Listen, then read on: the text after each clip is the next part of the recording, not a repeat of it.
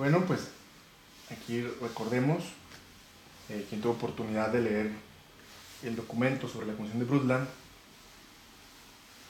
es el momento donde se da esa explosión que genera el desarrollo sustentable, y pues de ahí surgen muchísimas acciones en el mundo para poder pues generar conciencia social sobre el medio ambiente.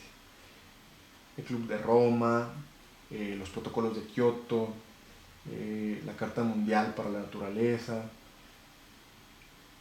Entonces, todos ellos enfocados al desarrollo sustentable. O sea, esto es importante verlo de manera global, y esto permite también que tengamos salud, pues todos los seres humanos a lo largo del tiempo, que eso es lo importante, ¿verdad? Generar un desarrollo sostenible o sustentable. Y bueno, para poder enmarcar y poder dirigir las acciones de los mexicanos, pues se requiere también enfocarlos a través de leyes, reglamentos y normas. Entonces,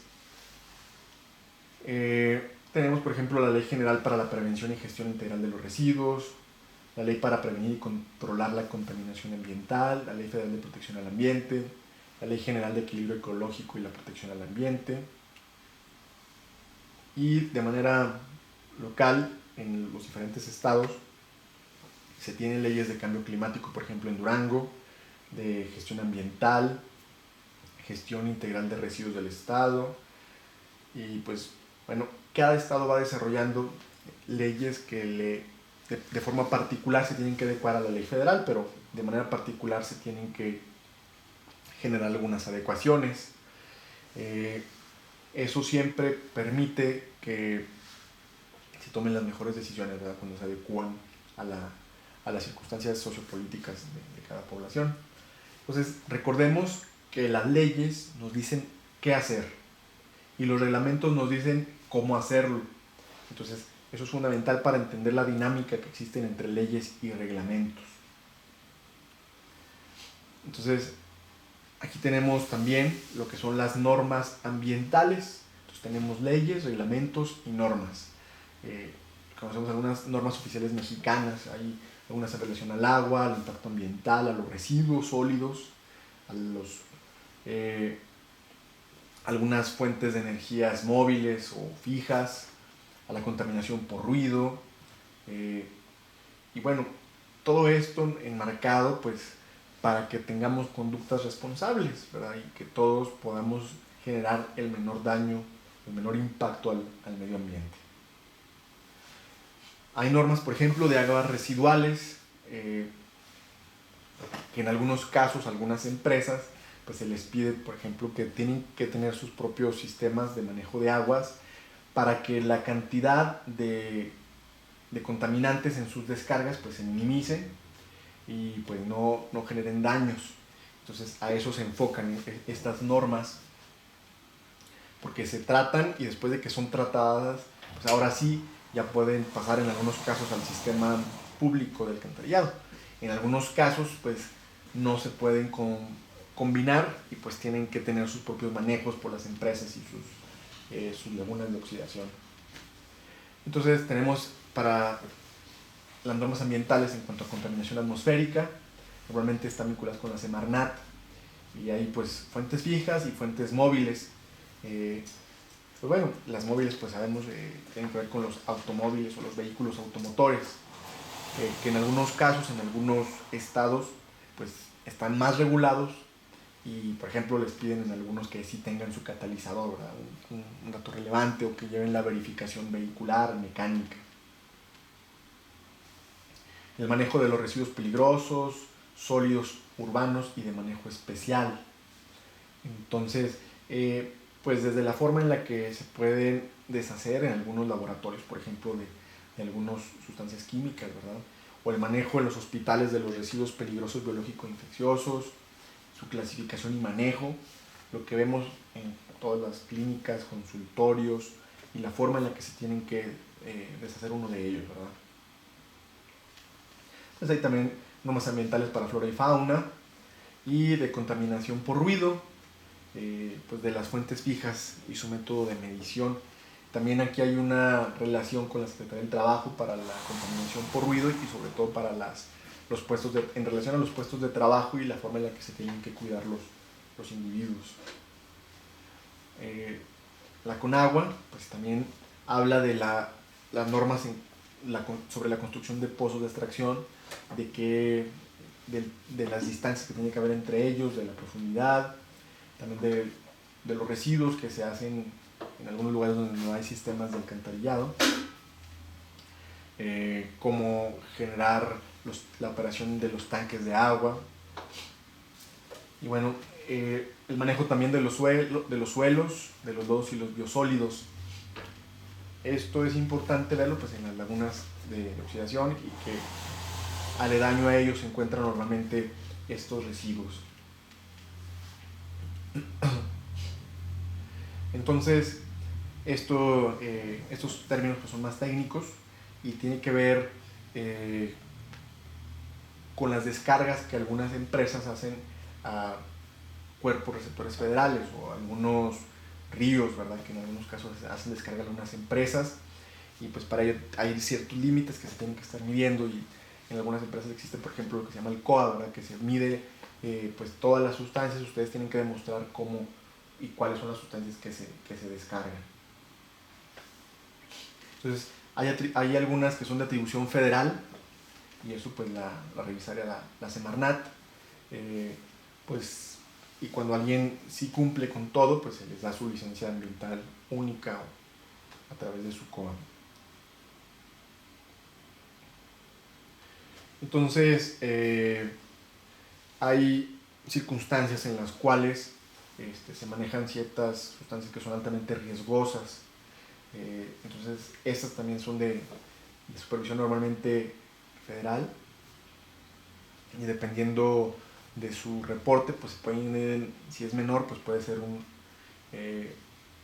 un ámbito, se puede bajar al ámbito estatal para su supervisión. Siempre pues hay una serie de mecanismos documentales para generar esta auditoría y presentarla a la instancia pertinente. Entonces, ¿cómo se generan los residuos? Pues hay diferentes tipos de generadores de acuerdo a la cantidad. Por ejemplo, si es igual o superior a 10 toneladas de residuos, es un gran generador. Un pequeño es igual o mayor a 400, pero menor de 10 toneladas. Y un microgenerador es de hasta 400 kilos de residuos peligrosos al año. Entonces, dependiendo de los residuos, son niveles de competencia diferentes: federal, estatal o municipal. Entonces, a eso se refiere la regulación de acuerdo a la cantidad y a pues el tipo de residuos que se van a manejar. O sea, por ejemplo, los hogares pues tienen que ser un manejo municipal, obviamente. Regulación en materia de residuos sólidos urbanos, es decir, los microgeneradores.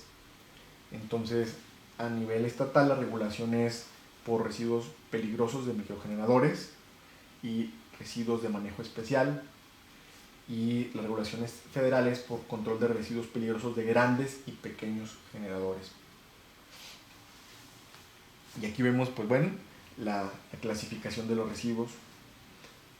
Y esto es importante, ¿verdad? Pensando también en el desarrollo sostenible, porque nos permitiría, a través de esta clasificación, pues dar un mejor manejo a los residuos. Y si esto se hiciera de manera pues más uniforme en la sociedad, pues nos permitiría generar el reciclaje. Entonces tenemos residuos orgánicos, inorgánicos, y esta pues es una clasificación de los que provienen del carbono, o sea, y los otros son químicos, ¿verdad?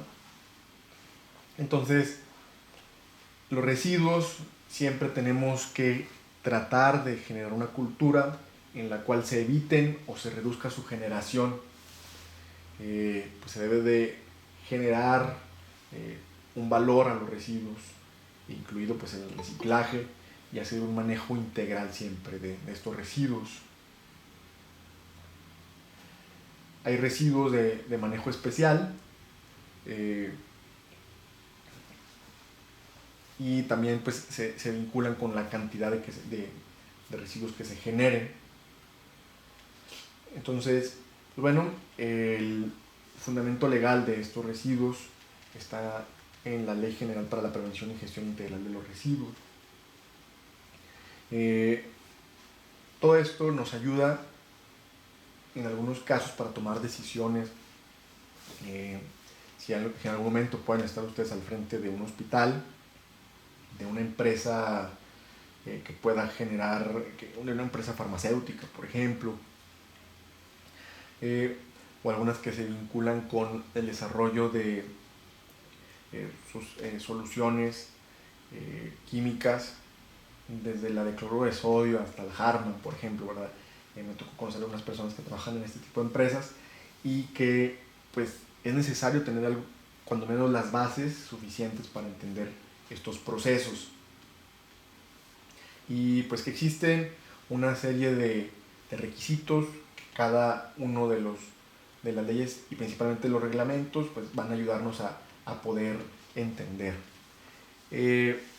Cuando pensamos en sustancias tóxicas y vemos que cuáles nos pueden generar algún tipo de daño, aquí está una mnemotecnia que se llama CRETIP, cuando la sustancia es corrosiva, reactiva, explosiva, tóxica, inflamable o biológico-infecciosa. Esto es importante considerarlo porque se tiene que señalizar y esta señalización ayuda al transporte de las sustancias y al manejo que se le puede dar a ellas. Es decir, cuando son sustancias tóxicas, por ejemplo, los hospitales, ¿verdad? O cuando son biológicos infecciosos, como el RPBI, cuando hay radioactividad en los hospitales. Es cuando menos importante conocer lo básico y cuando menos la señalización